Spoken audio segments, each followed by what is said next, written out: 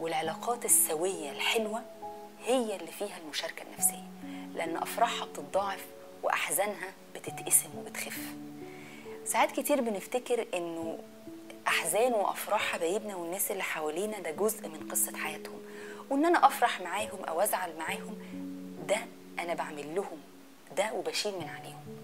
لكن الحقيقة إن أفراح وأحزان الناس اللي حوالينا هي جزء من قصة حياتنا احنا كمان، مش هم بس.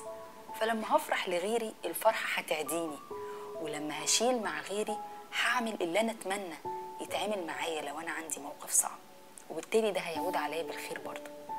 الرسول عليه الصلاة والسلام قال لنا لا يؤمن أحدكم حتى يحب لأخيه ما يحب لنفسه. يعني أنا مثلا لو عيد ميلادي ولا ربنا رزقني بطفل ولا لا قدر الله عندي حالة وفاة، إيه اللي أنا فعلا محتاجه من الناس اللي حواليا، مش اللي أنا هرضى بيه. هل هي فعلا رسالة على الواتساب؟ هل بوست على الفيسبوك؟ يعني السوشيال ميديا على قد ما ليها مميزات، لكن في الجزء ده سهلت قوي ان الواحد يبذل اقل مجهود عشان يشارك غيره، او يرضى بالمينيمم او باقل شيء من الاهتمام اللي حواليه.